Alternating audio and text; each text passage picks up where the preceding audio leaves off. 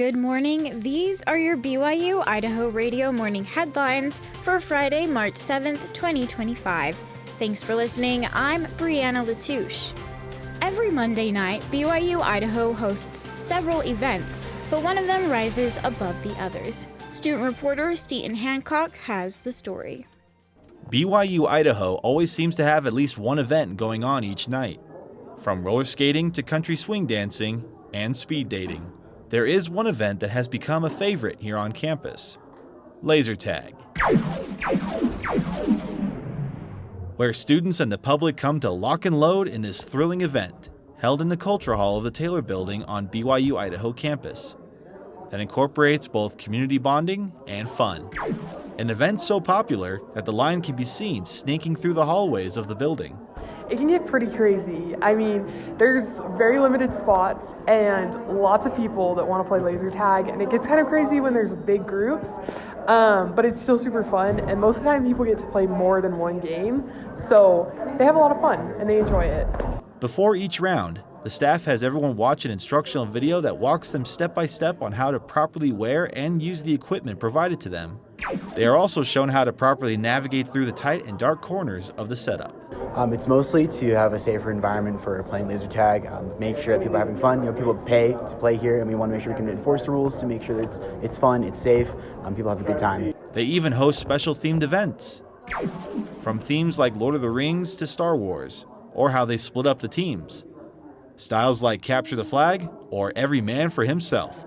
Dates and times can be found on the BYU-Idaho events page. Tickets are priced at $3 for students and $10 for the general public. For BYU-Idaho Radio, I'm Steven Hancock.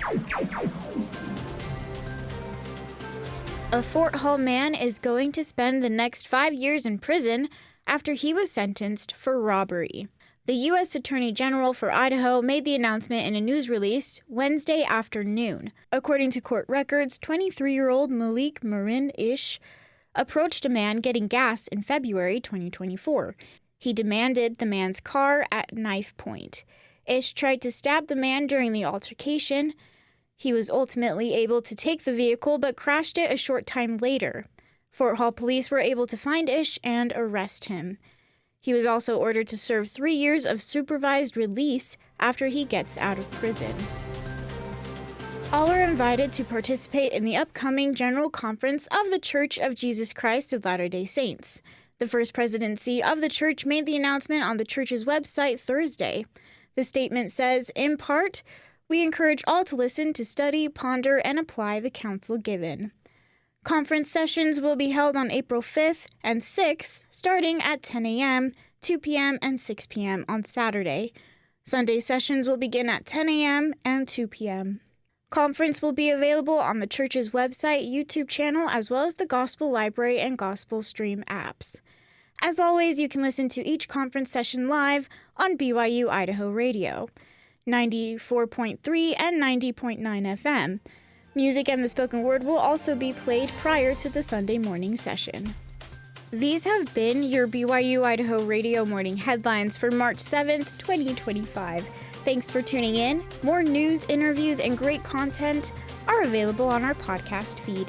Search for BYU-Idaho Radio on your favorite podcast apps. We're on SoundCloud, Spotify, and Stitcher.